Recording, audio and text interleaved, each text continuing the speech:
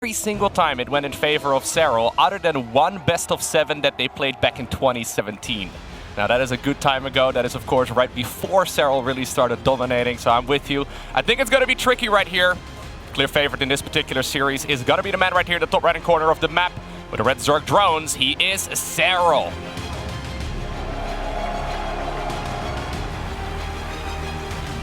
Down here in the bottom left-hand side of Data C, we have our blue Korean Terran representative, a man who has been working so hard. He needs to make it one more step to beat his best record at a premier event. He is Bunny.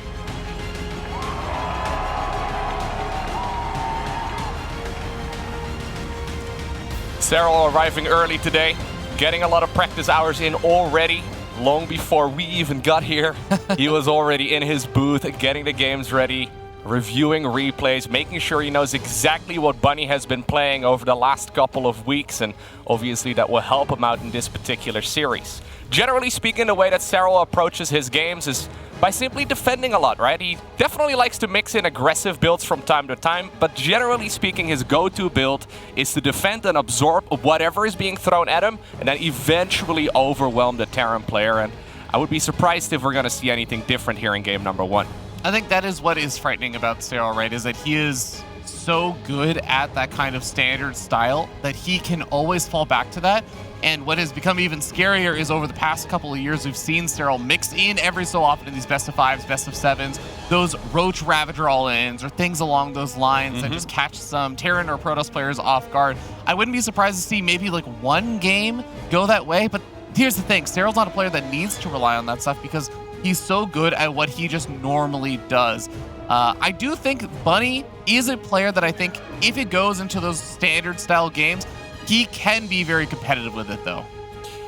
Bunny already setting the tone for this particular game, being very safe with his early match, making sure that he is, not going to give his opponent a whole lot of wiggle room if he does plan on going for something more aggressive in one of the upcoming games. Serral hiding one of the drones, though, grabs the third base uncontested, and now he's got to deal with the Reaper, and he gets one Zergling. Don't expect, though, he's going to get a whole lot more. Yeah, still dancing around with that Reaper. It's a nice little mental edge, especially when you're going up against someone that you know you're the underdog against. Every little kill, every little micro trick you can pull off is nice, but that Reaper is starting to get trapped. A beautiful grenade, actually, does give him a bit of area to move around, and he may very well escape out of here alive. Well, I think it's going to be very difficult to escape at this point, and getting one Zergling at the cost of... it's been healing over time here as well. Okay, he is going to be able to escape after all.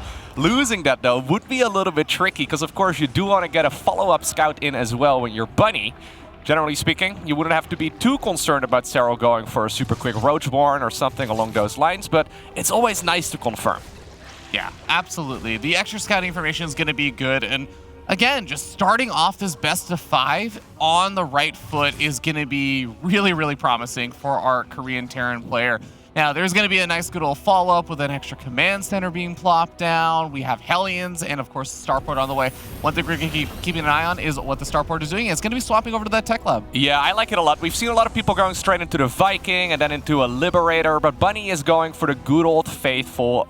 well, Banshee right now, right? So this is one of those openers where even if Zerg decides to get aggressive, even when you do open up with 3 command centers, you're usually still quite okay against that early game aggression from Zerg, just because you have those Banshees out, right? I mean, Vikings are pretty good at pushing back scouting information, Liberators are good at harassment, but Banshees, they're good at harassment and also very good, of course, at defending your bases in case you need it.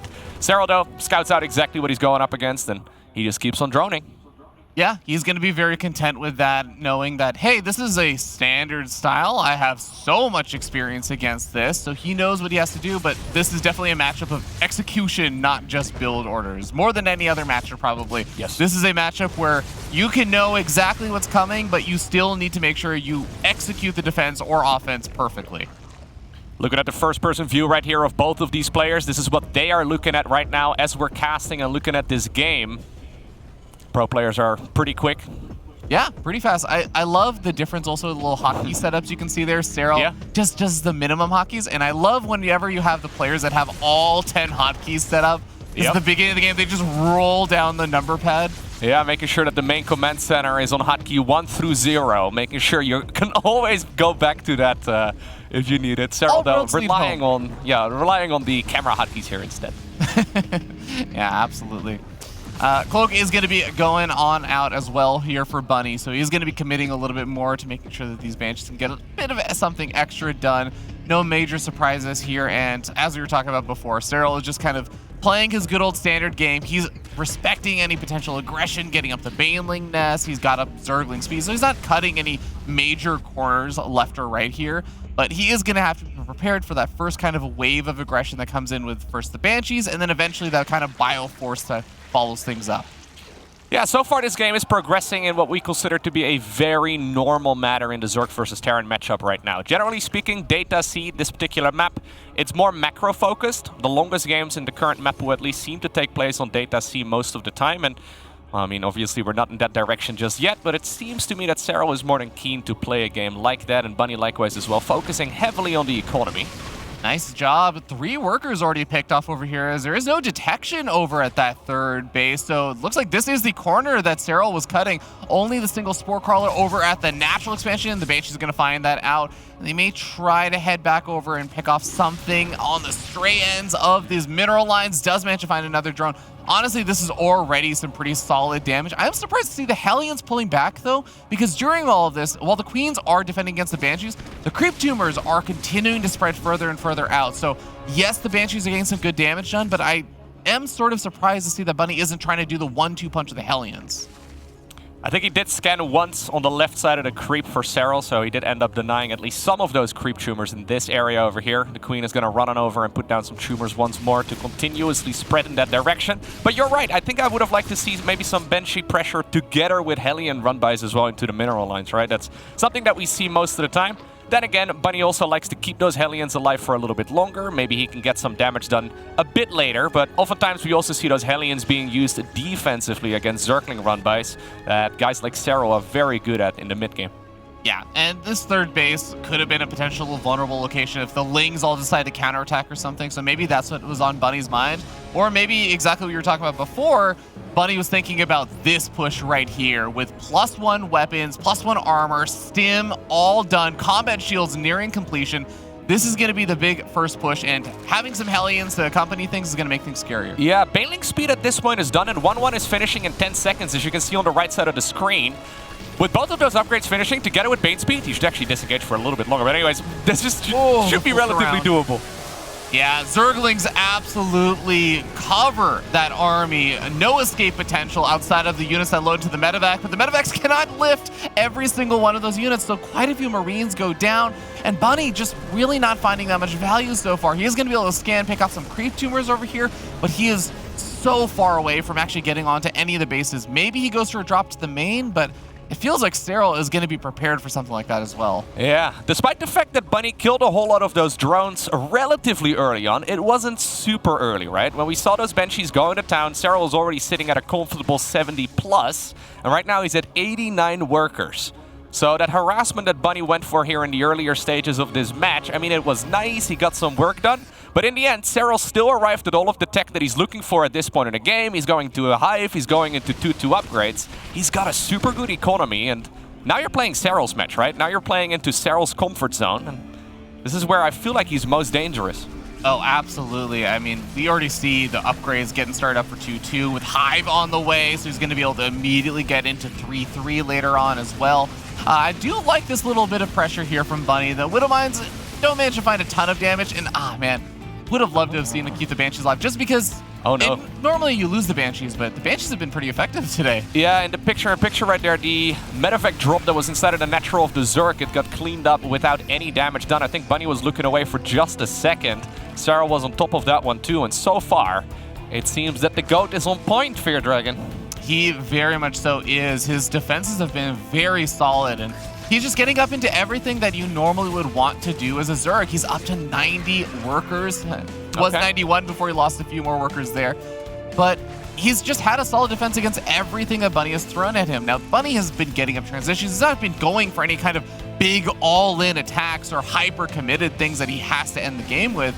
but it is a little bit discouraging when you're doing all this and you're not quite finding the damage you would like. Widowmine over here, nice split as well, losing a couple more Zerglings than he probably would have preferred, but at the very least he didn't lose those precious Banelings.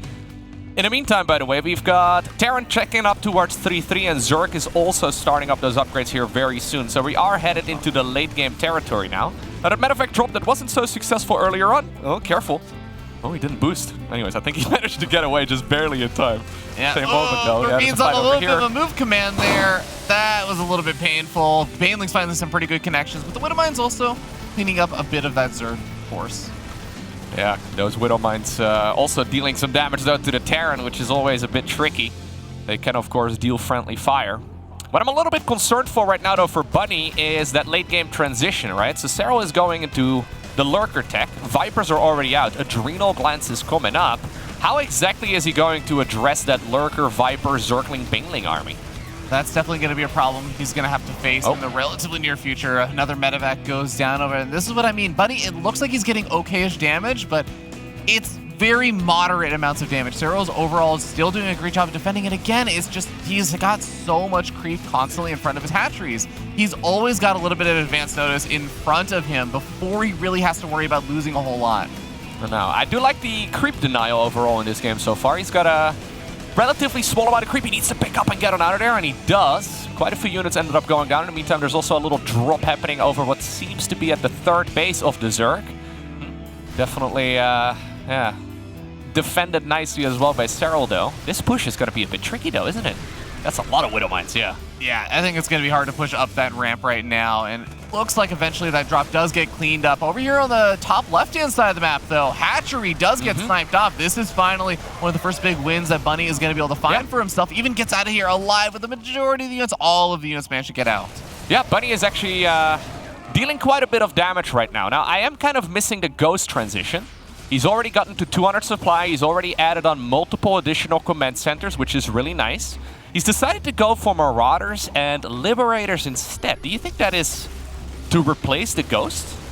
I think you can go for some of the Liberators as a sort of temporary measure and get into that as you see another Hatchery snipe and also another load up of those units in the medevac heading over to the main base. If they find any additional damage, it's going to be a nice little boon. I think otherwise, this drop has already done the damage it needs to. But yeah, I think the Liberators can do okay if the Lurker count doesn't grow too absurd. This is going really well right now for Bunny, actually. Over the last couple of minutes, he's done more damage than I anticipated him to do.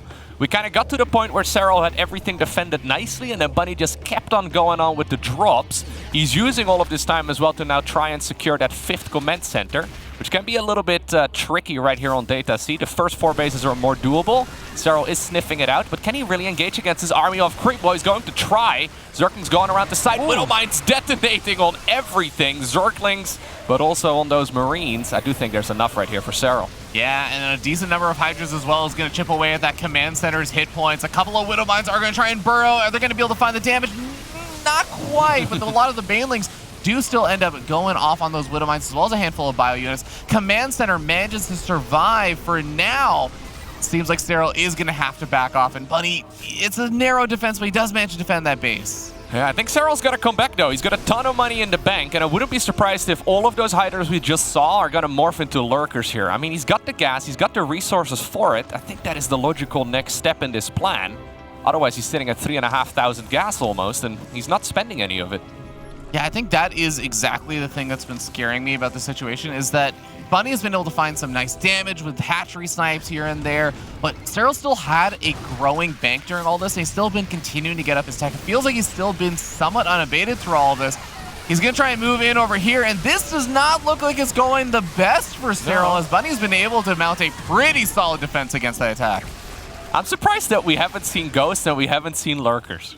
I feel like both of those units are like the units that we're almost rushing to in this matchup over the last couple of months. I mean, it's been slowing down a little bit. Okay, here once again come a bunch of Banelings. There are Widowmines, however, on that ramp, and friendly fire pushing that army here back for Bunny. Yeah, I've been seeing a couple of Infestors also in production there for Serral. Just one by one, a handful of them streaming on out. That could be really deadly if we don't have any of those. Yeah, that's actually going to make things easier for these Widowmines to survive. Okay, now the Lurkers are coming out, and now the Ghosts are coming out as well. So both players apparently playing the late game chicken with one another. I'm not going to transition if you're not going to transition. Well, eventually you're going to apparently need it. Those lurkers, though, are going to make defending those positions significantly easier, right? I mean, if there's a bunch of lurkers on this high ground, how exactly are you going to push in there if you don't have a very significant amount of ghosts? And speaking of ghosts, would you look at that, a tactical nuke is coming up. Sort of surprising, but we're going to see Serral diving on forward well before that nuke can come on out. And this angle seems like it's going to be a nice spread here from Bunny, but there is just an overwhelming amount over here for Serral. He's even got a couple of those lurkers moving on forward, set up in a very offensive position. It's going to be difficult for Bunny to break without a lot of those ghosts that you were talking about. Bunny has been pushed back right now to just 4 mining bases. Serral has got essentially the entire map. Whatever base he likes, he points at it, he buys it, but he doesn't have that many drones right now to mine resources with either. It's not uncommon to see Zerk sitting at 90 plus at this point, but for obvious reasons, he's got a good amount of income right now, and we are getting to the point in the game where Bunny actually needs an additional base. The main base is, well, probably already run dry. The Netro is also not going to have a lot of resources remaining anymore.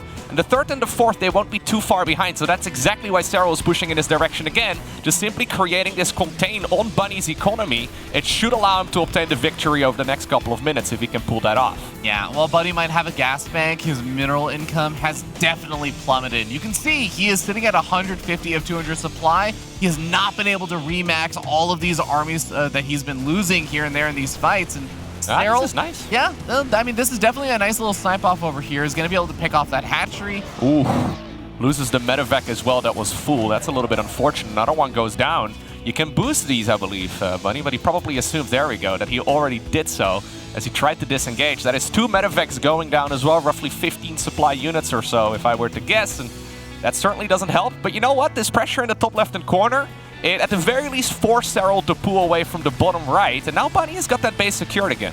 Yeah, got some sensor towers set up over there. Nice little defenses. Tactical nuke coming up. Yeah, the hatchery is fairly low, but the nuke should not kill it if it lands. And Serral's going to evacuate the last second. Even throws out a transfuse just in case. Yeah. But it is going to have enough hit points to survive. That is the goat transfuse right there, okay. Okay, the goats at the very least did get denied eventually. I think he looked at the hit points of that hatchery. He's like, you know what? I think it's going to survive, but I'll do one transfusion just in case, and now I know it will for sure. Yeah, a little bit of safety there. We end up seeing another push in up this ramp that Serral so very much loves to attack up. This time the lurkers are going to be joining the fray, though, and there are a handful of ghosts, but I don't actually know if there's enough ghosts with energy to do the big snipes off to push this back. Liberators are up in the air. Vipers don't have any energy anymore, or actually Viper, so it's going to be difficult to actually get rid of those Liberators. You're going to have to walk into those circles. Then again, though, the SCVs, they get evacuated on out of there at the last possible moment. Bunny coming in with as many units as he's got, and you know what? He's got enough. Yeah, is able to push Serral back. It's a bit costly for both sides. I'd say a little more costly there for Serral, but again, Serral still has the bases. Even though he's been losing some bases here or there, he still has had fairly decent mining across the map because he has so many hatcheries. Whereas Bunny, like you keep saying, he is desperately just trying to get up that one extra base. The ghosts are, the ghost is no longer here, but the Marines and the Marauders are here to finish the job that the ghost began. Apparently, we do see one donated medevac as well. And honestly, those little slip-ups are really hurting for Bunny, though. We've probably seen, if I were to make a guess, 30-ish supply going down throughout this game for essentially free. I mean, obviously, it's very difficult to keep track of all your medevac drops, but a lot of units did get picked off, yeah, for relatively nothing. Yeah, this is a nice little pick-off yet again. I mean, this is the advantage in StarCraft. If you are up against someone who is like on a lot of bases, sure, they have an amazing economy, but it also means that they are going to naturally just be more spread out. So that is one advantage that Bunny has been able to take full advantage of. We are seeing Serral diving on forward with a ton of these Banelings kind of streamlining between these Terran buildings. Marines coming in to reinforce, but seems like Bunny has more than enough to defend at that particular angle. Do you think Serral has enough gas? I have a feeling... He's actually broke on minerals. He actually needs more resources. You know, I have a feeling, yeah, Serral's feeling fine on gas. You know what? He loaded up on gas, loaded up on a good old beanie breakfast this morning, and he's set there. But minerals, I think, are going to definitely be the thing that he absolutely needs, and that's what those hatcheries are going to be important to. Yeah, Serral was planning on winning the game a couple minutes ago, though, and he didn't finish it off. Bunny has now secured a new command center. Sure, his economy is not as big as Serral's, but Serral really does need additional resources. He can no longer continuously throw away these armies up on that ramp. as he's been doing for now. He's going to attempt again, but this could actually be very dangerous right now if he loses his army for free. Yeah, the Lings are trying to get a wraparound on that Bioforce, not quite able to do it. He is going to be able to dislodge this particular base, but this base didn't have a ton of mining left over. Yes, there's gas, but you can see even Bunny has a bit of a gas bank. It's the minerals that are important for both of these players right now.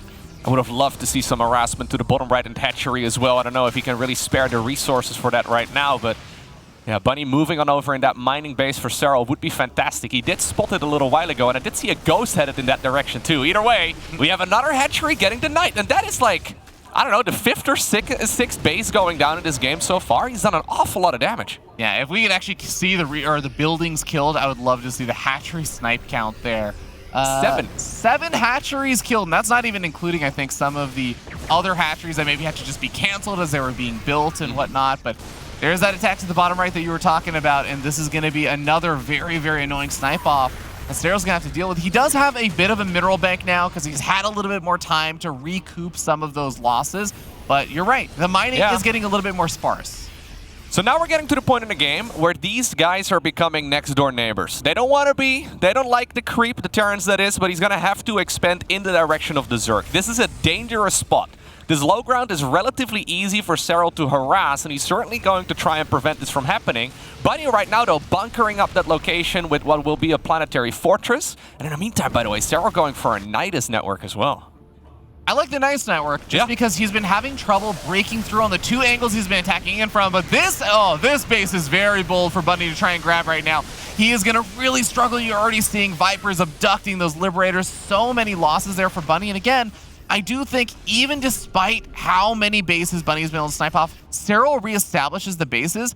Serral has been able to completely deny bases from being taken for Bunny. It's only that recently that top or bottom center base has been established, and Bunny is really hurting in terms of how many bases he's actually able to mine from. Yeah. Even though Serral has been denying bases really nicely, I think Bunny has been doing an even better job in that department, though. That entire top left-hand corner has been just continuously pressured, and Serral hasn't been mining a whole lot over there. I think we're going to see a clash between these armies here in just a moment.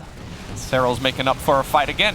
Yep, he's moving forward. Blinding Cloud comes out on top of the siege tank. The Banelings rolling in toward those ghosts, zoning them back as the Hydras continue to try and do some damage. Those siege tanks still remaining alive, though, as they were completely ignored. The Hydras get pushed back, and Bunny mounts a defense there. Yeah, and now he's got the planetary finished as well. It's difficult for Serral to go down that ramp right now.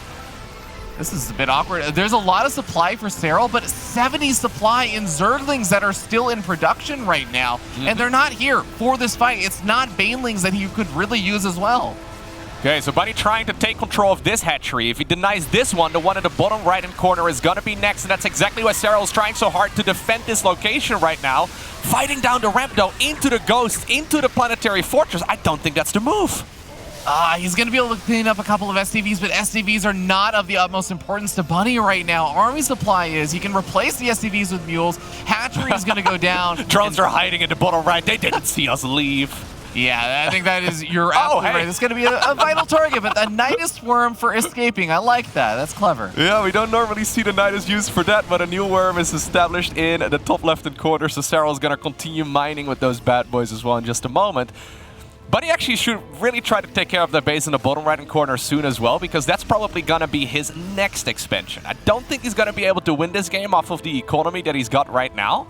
That's also why Serral opted to try and mine these bases, because, well, if the resources are gone, Bunny can't take them anymore either. I'm actually wondering if Bunny can actually afford the supply to send things off, because Serral's been so aggressive. He keeps sending in this army, and once again moves forward. Planetary Fortress, a vital base there for Bunny, does get taken out. And while eventually Serral will get pushed back, I don't think he can end the game purely off of this push in. As you can see, Bunny's able to eventually push this back. The damage has already been done. You can see it reflected in the supplies. Serral is again, yes, he's had bases sniped left and right, but it's the fact that Serral has 4 or 5 bases mining. So when he loses 1 or 2 bases, he loses half of his mining. When Bunny gets his bases denied, he's losing 50 to almost 100% of his mining.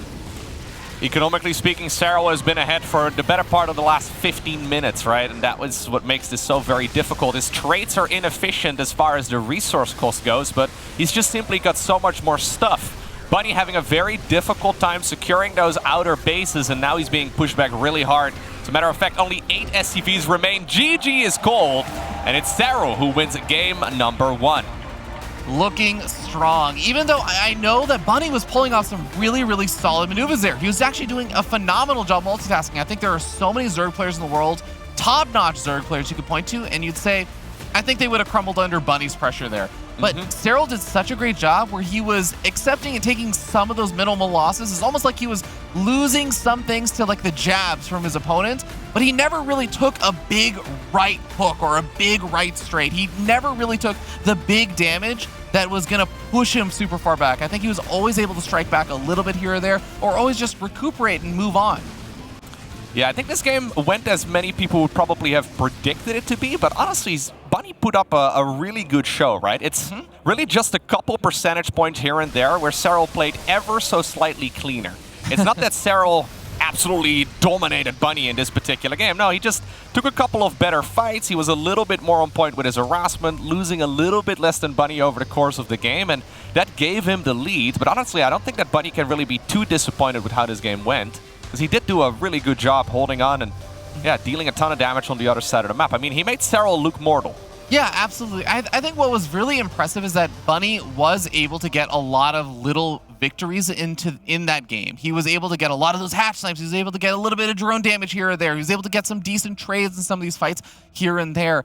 I think what was almost scary to me is that it felt like Bunny's wins were like the flashy wins, right? A hatchery snipe. Oh, man, it looks so cool. Oh, man, you're denying these bases. But again, Serral was just getting these massive armies and just denying those bases over and over and over again. It was kind of the less flashy, but really, really devastating way to win, where it's a slow grind. It's not necessarily that it looks, oh man, look at how many bases he's killing or anything like that. It's just Serral is continuing to outmine his opponent and gradually, slowly but surely, drains him out. Yeah, he was winning lots of the battles, but slowly losing the war, and that's what makes it very tricky right here for Bunny. We're going to be loading into game number 2 very shortly here. Serral looking confident.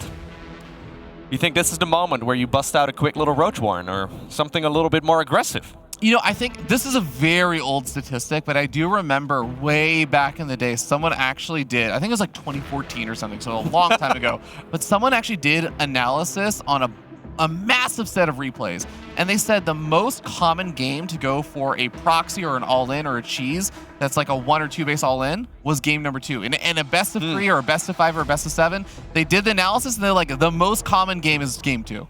Yeah, it makes a lot of sense, of course. You've got yourself a little bit of breathing room, and you know what? We find ourselves a waterfall that is the map with the shortest rush distance right now in the current map pool.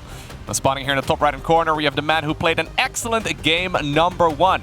StarCraft fans call him the greatest of all time. He is Serral.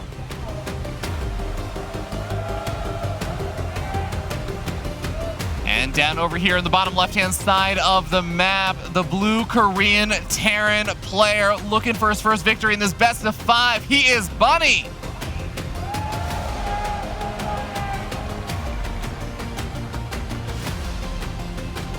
Barracks going up on the top of the ramp, though. Nothing too crazy here, but Serral, did he opt for his pool first?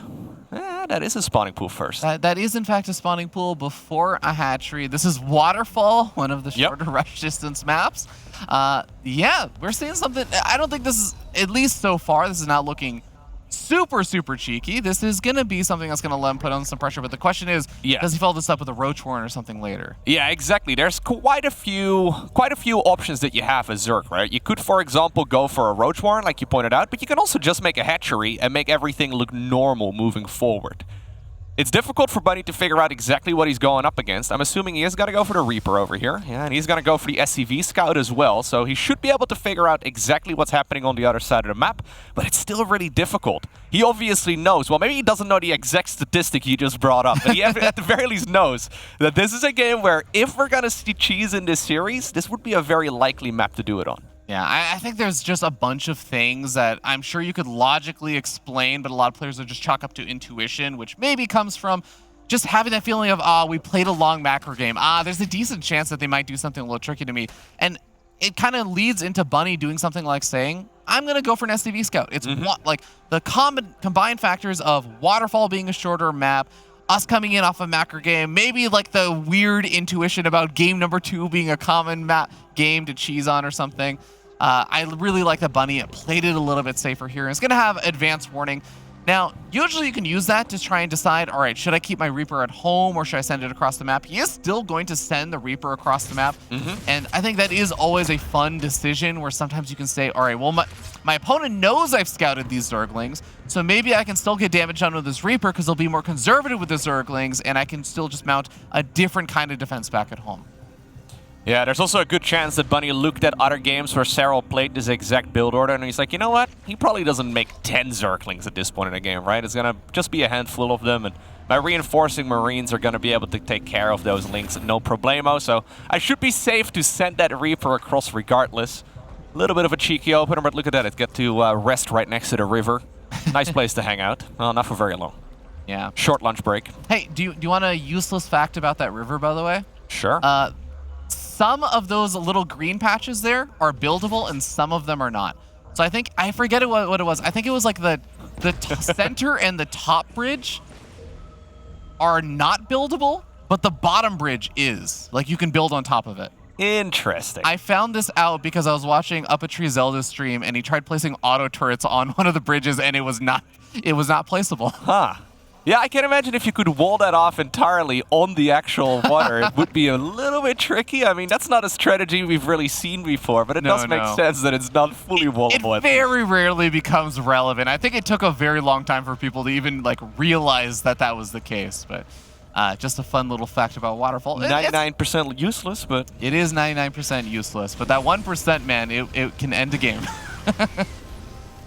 Gonna be a concussive shells opener right here from Bunny. We've seen this before in this particular tournament. Now, Serral is scouting out, and if he sees the tech lab researching on that barracks, if he sees the armory, that would be huge, but the timing right here, yeah, he's not gonna be able to see either of those two. Yeah, nice denial there from Bunny. I mean, just barely denying that vision is gonna be a very, very nice save there for Bunny, so we'll see. It's very important that you want to keep your Hellions alive and relatively healthy. The medevac is going to be there usually to kind of heal up those Hellions that turn into Hellbats. Suddenly become biological. It's like suddenly they now can just have medical care applied to them. It didn't quite make sense, but you know what? They suddenly become biological, man. Anyways, this is the point where Serral finds out what he's going up against. One of the queens, two of the queens actually got caught off guard. That is an excellent start right here for Bunny as he tries to grab those kills. Now the Hellions transform into Hellbats as well, right as the Zerglings are around to jump on top of this army. Beautiful save on the medevac there as well. It's very low on hit points, so one queen flanking in or one queen coming in for a dive could still snipe that off. But these Hellbats, the Marauders, still getting a lot of damage done over here. The queens on all our retreats. So many of these queens have gone down. Now drones are starting to fall, and Bunny is finding quite a bit of damage already with this. Yeah, this is excellent right here for the Korean Terran. Eventually that the medevac does go down. But I think we're going to see a lot more of those drones. Roasted, although he's trying to evacuate them out of there. That Reaper, actually, strangely enough. Oh my god, he's sending it back. I don't think that's where you want to go right now. Goes from 8 to 15 to 18 drones going down.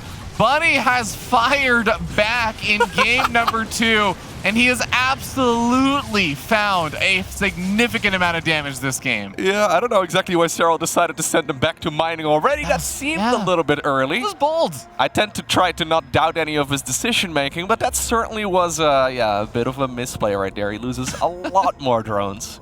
Excellent start to this game right here for Bunny. Is he going to be able to win with the follow-up attack, though? That's the main question. He decides to go for 4 additional barracks here. Yeah, I mean, I don't hate it. Just power out some additional units. I don't think that Bunny needs to take any major risks here. If anything, it's just going to be Serral that would need to take some kind of risk. And there's usually one of two kinds of risks you can go for. One is the all-in, which it does seem like a lot of Lings and Banelings being flooded out right now. Serral is going to drone up behind this, but he's looking to get some damage done. And immediately Bunny knows this is not the economic risk. There's not that many Zerglings, though. Sure, he can bust through this wall, and that's nice and all, but is there actually enough Zerg following this up? I mean, like you pointed out, yeah, he's droning behind it. He realizes at this point that with the 3rd command center done, there's no way he's going to be able to play a long game. And it's Bunny who obtains the victory here on Waterfall. Beautifully handled there by Bunny. I'm actually really looking forward to seeing some of those replays of those fights, because I think Bunny did a great job with a lot of that game. First of all, there was the SCV scout to ensure he didn't really take out too much damage from the early pool, which sometimes that can kind of escalate or spiral a bit out of control. Not drastically with just 2 Zerglings, but it can be annoying. It can be setting you back, throwing you off your build order. But then even after that, the micro in that kind of fight, the decision of when he was going to turn the Hellions into Hellbats, the fact that he saw the opportunity and said, the queens are vulnerable, I can just dive in on them. It was actually just a little bit before this, he managed to kill a handful of the queens very early on. I wonder if we're going to see that Reaper Grenade again. I was talking about it, but that Reaper Grenade actually helped out Zerg more than it did Terran. Yeah. Maybe it threw Serral off a little bit, though, because he decided to send all of those drones back. But yeah, this is the point in the game where it all went downhill right here for Serral. Honestly, this is the moment where it happened, but realistically speaking, it really was when that Overlord Scout got the Knight. Yeah, and you can see it wasn't actually devastating damage until just around now that Serral had taken. Before that point, it was solid damage for Bunny. Bunny had absolutely done a significant amount of damage, but he hadn't done game-ending damage until just then when those drones went back to mining. And yeah, that is going to be something that Serral immediately just going to think, ay, shouldn't have done that. All right, let's not do that again. Yeah. It's once again a very, very small mistake here from the Zerg. Not getting that Overlord Scout in all the way. What he did see, it all looked pretty normal. Nothing was all too crazy right there inside of the main base of the Terran when he came in with the Overlord. And then by the time that the Terran player got across the map, and that was very cleverly played right there by Bunny, making sure that he did not have his opponent scout any of it until he got on top of the creep. And then a couple of the queens were out of position. It all went downhill from there for Serral. Is that really a mistake, though, from him in the sense that he is going to be bothered by it in the rest of the series? No, Serral is a champion of tournaments. He does not get thrown off that easily. You're going to have to do more than that. We'll see whether or not game number 3 is going to go the same way as we head in to our next map. We're going to be starting down here on the bottom left-hand side of the map on top of the red Zerg player from ENCE Esports. He is Serral. And his opponent, one of the very best Terran players from South Korea. We're looking inside of the main base of Bunny. Love to hear the crowd cheering for both of these players. It's really good to see so many people coming out to watch some StarCraft. Do we have a quick drone moving out? Okay, I thought for a second something crazy was happening. It's moving, it's building something. It's a hatchery. A hatchery on the low ground? No way. Serral's going all in on his early game economy. No, I thought for a second he was already on the other side of the map. That would have been something, but well, all right. Maybe I got a little bit too excited. Yeah. Here's something fun coming out over here where we do have a CC on the low ground nice and early on as well, though, as the CC coming out just a bit before that barracks. It's the CC first over here from Bunny, so you could actually say he is, in fact, going a little more all-in on his economy for now. Yeah, this is one of those builds that's not particularly great on the ladder, but in a tournament situation, I actually really like it. We've now got a couple of games played. Bunny has obviously done some good amount of damage in the previous match with that cheeky little all-in, and now he's flipping this game upside down by going for a command center first. Love those crowd shots. Love seeing you guys cheering on your favorite players, and loving the cheerfuls as well. Been seeing quite a few Serral cheerfuls. I really enjoyed that one Hearthstone cheerful that I think won the competition as well. You guys are doing great. I love the picture of Hearthstone holding that one as well. He looked so happy when he got that picture presented to him. It really seemed like it made his day. Yeah. All right, we're going to have to see whether or not those Bunny fans out there can draw in some extra energy, because that last game, it was a big victory there for Bunny in the sense that, you know, it ties up the series, it gets to that initial bit of momentum there, but that is not the same as, say, the kind of victory that you get off after a long macro game and you manage to outplay your opponent in some way. That is one of those, haha, I got you moments where Serral also kind of combined in and threw in one or two like critical mistakes that also landed him in an unwinnable position where you saw he kind of had to tap out after the Ling Baneling all in did not really work out. But it's different from a solid win where you're like, haha, yes, I am in fact the better player here. For sure.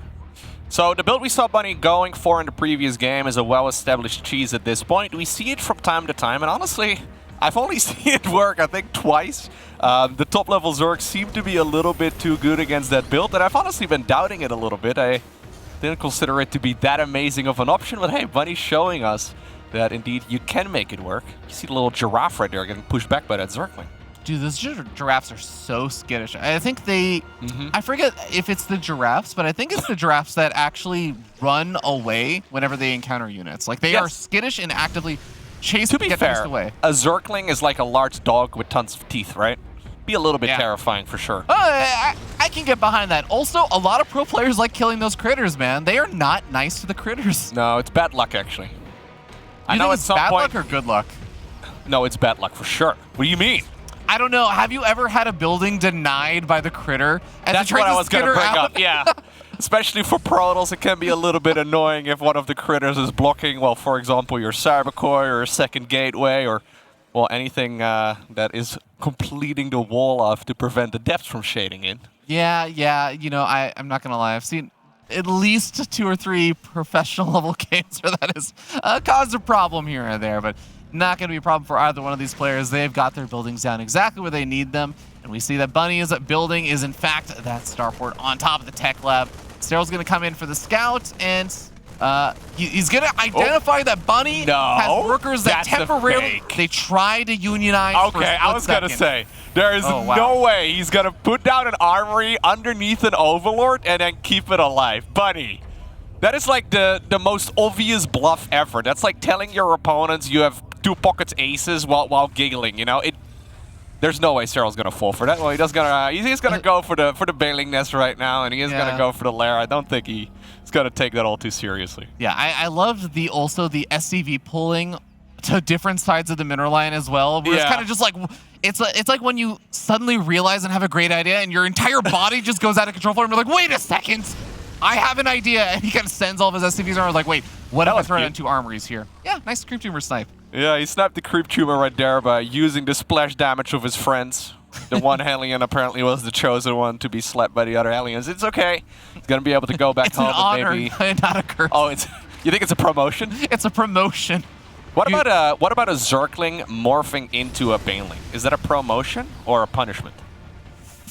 You know, I think it could be looked at as honorable to some degree. Depends on what the Zergling culture is, I guess. It depends on the Zerg tribe. It's just friends of the Zerg tribe, yeah. You know, there's different philosophies, I think, out there on that one. I'm not 100% sure if there's a correct answer there. But anyways, the Banshees right now are catching these queens on the edge of creep. And once again, this is excellent right here for Bunny, grabbing one of those queens already. Keep in mind, there's a hatchery out there as well. That's probably going to be one of the targets here next. This is really awkward. 2 Banshees can beat 1 queen, and they can beat 1 queen, or sorry, 2 queens with one of them being at 3 hit points. But Transfuse is going to come out, is going to be able to help push back these Banshees, but still, that's already great damage, like you were saying. He's trying his very best to deny those Banshees, but they've already got a good amount of damage in. Serral does snipe one of them here eventually. Yeah, I mean, it's always nice to be able to snipe off even one of them because it means you can't one-shot the workers anymore. So those Banshees can't just hang out behind the mineral lines, wait around, and look for an opportunity to snipe off drones one at a time. And that is still going to be a nice little boon. But keeping 1 Banshee alive, it's always great for defense. You can snipe off random stray Zerglings around the map, even just slow down a 4th or 5th base. I'm a Marine. Definitely a Marine. I'm absolutely a Marine. Don't mind me. I am totally a Marine. Just let me run around. I'm part of this control group of the Banshee. Like, absolutely. The Changeling is going to be able to move around the map, and it may very well scout something here on top of that high ground as well. Serral wants to confirm exactly what's going on the other side of the map, and somehow it worked out. Yeah, I think there is going to be a good old push out here, though, with 1-1 as that army is getting set up on the top left-hand side of the map. The Queen's going to be on the front lines, and immediately 2, 3, 4 Queens get sniped off immediately. And that's going to mean that these Marines have a little less to worry about because they can always evacuate into those medevacs. There's not really as much of a fear. Yeah, those siege tanks over here positioned beautifully, though. Set up in such a way that there's not a lot of surface area to deny, and Bunny is in a dominating position right now in this game. Keeping this hatchery alive is going to be very tricky. Reinforcements are coming in. I think that Bunny actually smells blood in the water right now, and so does Serral. He's going to go ahead and retreat, sacrifices the hatchery, sacrifices a queen that pops out of that hatchery, and Bunny is going to get a critical kill on that hatchery. Serral's just desperately trying to mount defense. He's supply blocked right now, of all times to be supply blocked. Serral, though, making the high-level decision right there to just give up that base entirely. All too often we see Zerg players trying to defend that area with a little bit of creep spread, but ultimately losing because of that. Serral, though, immediately started up another hatchery, and I think that's probably where those drones are going to be mining shortly. Yeah, as the hatchery just now finishes up here as well. I do like the decision here, but it was a desperate one, right? Bunny's certainly in a fantastic spot at this point. Bunny is going to be feeling phenomenal right now. He's still got so much of his army left alive. He's going to be able to continue to deny this location for sure, but he also has another army that's just been building up on the other side of the map. So this is going to turn into that multi-pronged aggression, but it's going to be very different from game number 1. It's going to be multi-pronged aggression where Bunny is a bit ahead economically or in terms of his army supply at this point. He's going to be able to superpower this aggression. Yeah, excellent game here by Bunny, though. I'm really liking what he's doing throughout this series overall. This is a good advantage for him, but not necessarily a game-winning one just yet. He's supply blocked again. The Overlords just started. These Overlord snipes have been brutal for Serral to deal with right now. Yeah, it can be really quite annoying. Then again, though, if Bunny wants to push, he's going to have to push on creep. He decides to just move here. I don't think it's Serral's time to go. One way, I guess, though, of opening up supply is by losing a bunch of supply, right? That is true. You know, you can free up supply that way as long as you're able to trade a little bit. Did he just burrow Zerglings? Yeah, he just burrowed like 30 Zerglings up north. I don't think that's intentional. Or is it? Is he waiting for a retreat back? No, there's no way. No, there's no way. This is not a campaign mission, right? Well, if he's trying to move them forward my God, right now, yeah. Massive detonation right there on those Banes. Unbelievable detonations there. The medevac also gets cleaned up in the main base. Suddenly everything falls apart there with the aggression there for Bunny. Really, really awkward 10 seconds of events, Loco. Yeah. That advantage that Bunny has is still there, but it's dwindling very quickly. If he makes another play like that, I don't think he can really call this a lead anymore. Good splits right there from Serral. Yeah, I mean, Bunny still does have a bit of a supply lead, but I feel like Serral's very close to being kind of out of the deep end of the water right now. He's so close to actually pushing all this back, and if he does, that is when he can start flooding out some of those hive tech units, and everything else that he was doing behind this is going to start coming out. I think Bunny still has an opportunity, but it is getting smaller. Bailing burrow right there on the ramp. Yeah. He actually managed to deny that group of Marines as well. Yeah, and in a very interesting turn of events, Serral is trying to grab control of this game once again. Now, don't get me wrong, it's a good position here for Bunny at this point. He's going down south, but this is no longer that game-leading advantage that we were talking about previously. No, it is certainly becoming a lot closer, but we'll have to see if Bunny can continue to just power out more units. He's still got a pretty much uncontested economy that's been behind all of this. He's been continuing to power out additional armies to move across the map to find the hatchery snipes like this would be big, but the Banelings do manage to deny at the last second, at least for the moment. A couple of medevacs are just staying behind over there. He's coming in with another push over here in the top section of Serral's bases. That one will also be denied. You've angered him, Bunny. Serral has just decided to start playing even better than before because wasn't happy about things. He needs to pick up and get on out of there, though. I think he's losing a little bit too much supply once again. Supply-wise, though, Bunny is still looking excellent, right? Army-wise, we're talking 122 supply versus only 70-something. It's tricky right here. Yeah, he decides to bring everything across. I think that's the right move right here for the Terran player. Does he not simply have enough to push straight through all of those Zerg bases? I mean, most of the Banelings have just been used up. I see maybe 3 Banelings over there, and they are going to try and find some connections. Almost managed to find one, but that's all the Banelings down. The hatchery is going to end up falling. The Queen's trying to come forward to help protect those Zerglings and Banelings, but it's not going to end up working out. And Bunny is starting to plow on through, hopping his way up that ramp. Bunny is looking for a kill. Did you just say hopping up the... Okay, fine. All right, fine.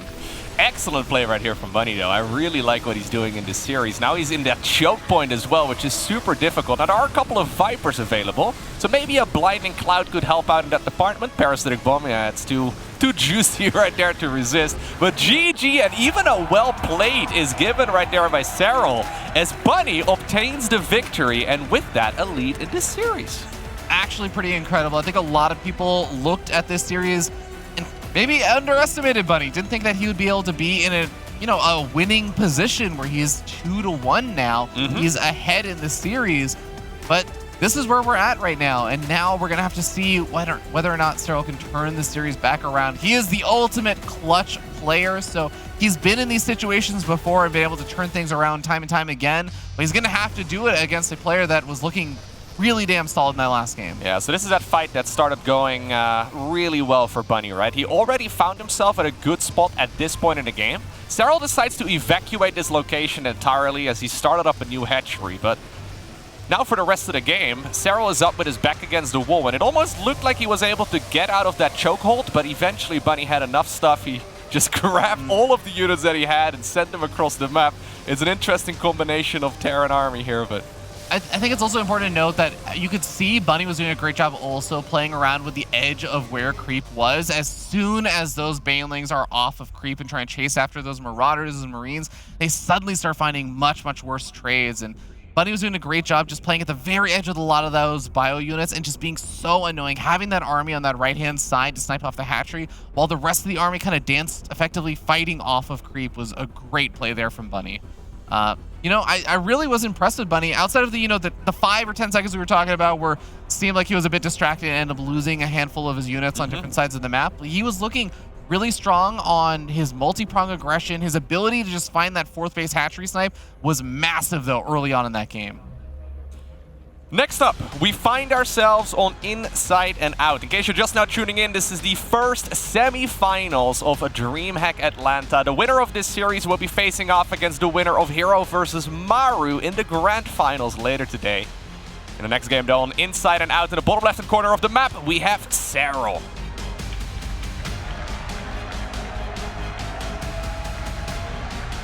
And up here in the top right-hand side of the map, we have our blue Terran Korean player, 1 game away from defeating the Finnish Phenom and making his first grand final appearance at a Premier Offline event ever. He is Bunny.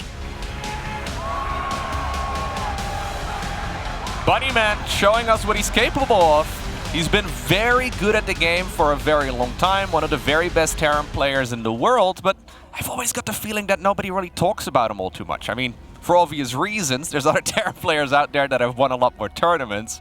Guys like Maru come to mind, Clem, we have Bjorn, of course, and maybe, yeah, especially those 2 Korean Terrans, they tend to steal a lot of that attention away, but Bunny has always been really good, right? So it would be amazing to see him winning and, yeah, potentially obtaining the victory here at a DreamHack. I absolutely agree. He's been one of those players that you kind of acknowledge he's a solid player. Yeah, ever since even 2017, if you look back when Serral was on the big upswing, in a sense, these 2 players are kind of opposites. I do want to know, we do have like a relatively normal looking game, so we got a little time to fill over here before the game starts getting wrapped up or gets into the interesting points. But yeah, when Serral was on his big upswing in 2018, he was winning tournaments. He was on a meteoric upswing. He won a couple. He may have gone on something like a 350-something day streak where he only lost 1 best of 5 in an online tournament, won every single other one. But Bunny, in the meanwhile, he was a consistent round of 16 or like a round of 12 finisher. He'd be the player that very consistently was able to make decent runs in tournaments. You'd be like, oh yeah, you know, kind of golf clap for Bunny. He did pretty well in that event, and he's just that name you keep seeing, but didn't really get a lot of attention. But I'd say in the past year, he's really stepped up his game. He's been getting a lot more of these semifinals, as Smix was actually talking about in the intro. This is his 5th semifinals match, I think. He's been able to get to this point so many times, but every single time Bunny takes a step further forward, it takes him a long time to make that final step. It takes him a lot of energy to make that overcome that next obstacle, and this is probably the hardest obstacle you could try and overcome. Serral. Yeah, for sure. This is honestly a very impressive series so far. I mean, we even saw a WP from Serral at the end of that previous game, a well played. I think the main reason for that is that honestly Bunny just outplayed Serral there. I think it's fair to say that he simply played better. Serral, like you pointed out a few times, he hit a couple of supply blocks, just seemed a little bit out of it, and Bunny just continuously, playing it incredibly cleanly. If he continues down that road in this series, I mean, he's just 1 map away, right? That would be fantastic to see. Yeah, absolutely. Bunny, I think one thing he's been great at throughout this series so far is when he sees an opportunity for something, he has 0 hesitation on just going for it. We saw that in game number 1 plenty of times with the potential hatchery snipe. We saw that in game number 2 with the movement to snipe off those queens at the very beginning with the Hellions. And even in game number 3, all of that aggression started off with a 1-1 timing attack where he caught a glimpse of the queens just a little bit too far forward, jumped on it, absolutely no fear, snagged a couple of those queen kills. Suddenly now his Marines were also really well covered by Siege Tanks, and the Medevacs were able to cover his Marines, so he's able to get better pickoffs against the Lynx. Everything kind of snowballed off the beginning of these really, really important moments that Bunny just seizes control over. Serral coming in once again with an Overlord Scout, trying to figure out what's happening, and this time around he sees exactly what's up. So he sees a double tech lab start. Immediately the cloaking upgrade is denied, and he goes for 3-4 additional barracks? Really? Okay. So this is kind of the opposite of what we saw in the previous game, right? This time around he actually didn't want to commit to the Cloak Banshees, if I'm not mistaken, but as soon as the Overlord Scout is gone, he immediately committed to a complete 180. Yeah. It's going to be very, very annoying, but we're going to see Hellions continue to try and find additional creep tumors to try and snag off. Bunny being a lot more aggressive with his Hellions this game compared to some of the other games in terms of what he's trying to do with just the Hellions, where there is no, armory fallback or something like that. Yeah, no, this is full aggression, though. He's going to go for a bio-based army. Those 4 barracks, it's going to take a little bit of time for them to kick in. They're going to have to build attachments and all that as well, but he should be able to get a very decent amount of units out. Generally speaking, at this point in the game, we've got the 3rd command center up and running, right? At the very least, it's done inside of the main base of the Terran player, or maybe in the natural wall off. Serral does scout that something's a little off. So what he's seen at this point is a 1-1-1. He once again checks right there with a Zergling, the top of that ramp. That is an awful lot of supply depots. Obviously, a command center, I mean, when you think about it, it's a building that allows you to return resources, but it's also a big supply depot itself. And Serral is certainly counting those at this point. He must realize that something is off because he's making a ton of links. Yeah, starting up some of those banelings as well, and I like that Serral is really prioritizing making sure those creep tumors are able to plop on down, because when you're up against hyper aggression, being able to keep a little bit of creeps right in front of you is going to make a world of difference. Bunny is going to finally start retreating back with some of these Hellions, cleaning up any of these scouting lings around the map so you can make a clean push out eventually once that +1 weapons and combat shield finish up. So Serral's scouting to the best of his abilities, right? He doesn't know exactly what he's going up against, but obviously there's a long list of builds that are possible, and he's crossing certain builds off. What's most important for him is to figure out when can he start making units and when does he have to stop droning. Now, he's already figured out that he needs to stop droning quite some time ago. He's been making non-stop army here for a while. Baneling speed is finishing up, and I don't think Bunny is going to be all too happy about that one. No, that is going to make things a lot more difficult. Serral really having a great sense of things, where it's not necessarily that he saw any one particular thing, but just the fact that Bunny was doing such a great job then trying to deny vision, like you were saying, getting the spit full supply depot wall and everything made things a lot more obvious. And Serral going to be well set up over here, and Bunny fully on to creep over here. Absolutely no fear. Is he going to regret that? I love that the Queens were in the front of that party as well, taking up a couple of the hits. The Siege Tank's now completely out of this engagement. Keep in mind that on the back of this, there's going to be a ton of Zerg reinforcements as well. And so far, this fight is not helping too much for Bunny. Then again, though, he's now finally pushing back that Zerg army, and the Queens are on the run. Yeah, Queens retreating back onto the area where the creep is not receding. Serral does manage to keep quite a few of his banelings alive, so if he's able to flood out those links, he doesn't have to wait for more banelings to be made in order to go for things. And I love the little segmentation of the lings off to the right-hand side. Not only are they nice to potentially pick off reinforcements if they're streaming in one by one, but they can also be a really effective flank. They could be a counter deck. There's so many things that Bunny has to account for now. Zerglings, in the meantime, on that reinforcing path. So Bunny, if he wants to send units across the map, he's going to have to commit a larger group of them. I like that position here for Serral a lot. He's picking up on the fact that Bunny is slowly, moving more and more army across the map. That was a good start, for sure, for Bunny in this engagement, but he's not done just yet. Serral obviously making army here the entire time as well. Relaying that creep is going to be impossible, but he's picking up free units here. Yeah. It's important to note, Serral is he's not doing anything behind this. There's no drones that have been added on during all of these fights. He's not getting up any additional tech. It is just Serral saying, I need to make as many units as possible because I need to survive this. That is the #1 priority on Serral's mind. 2 Liberators coming up for Bunny, actually. That's kind of interesting. I think one of them just finished up. I wonder if they should have been Medivacs or if they're actually part of the engagement. Regardless, though, Bunny is like, come out and play. Come fight off creep. Serral's not taking a bait, although he's got a massive surround set up. Is he really going to commit to this right now? An insane surround, but also an insane spread here from Bunny. Who is going to be better favored in this? We see the Banelings come streaming on forward. None of them able to connect with these Marines. Beautiful splits, though, by the Terran here. Like, getting so much value out of that Marine army that he's got. The Queen's just awkwardly derping there on that bridge because, well, they're no longer on creep.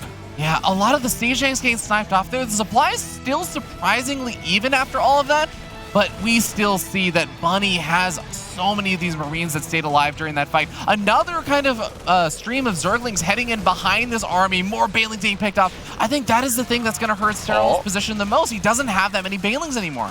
One thing to keep in mind, though, is that Bunny is on only 2 command centers, and we are fast approaching the 10-minute mark. Usually that's the point where the main and the natural are starting to run low. If Serral can hold on for another 3 minutes or so, this is actually going to look better and better for him. But then again, Bunny is here, and he's ready to push him further and deeper onto the creep. Yeah, Queen's getting sniped off. Banelings not going to be able to find connections. A hot pickup at the last second, but this is Serral's go time. He knows that a lot of those units were in the medevacs and not able to fight. He's going to try and swarm in on some of these reinforcements. Is he able to clean things up? Bunny is looking to go to the grand finals of DreamHack Atlanta, and I think he may very well be doing it. What a killer build to come out with here in game number 4 of this best of 5 series. He needs to still be careful, but GG is gold. That's indeed Bunny who wins. Bunny knocks out the last non-Korean in the tournament. He makes his first grand finals appearance. Bunny cements himself in history as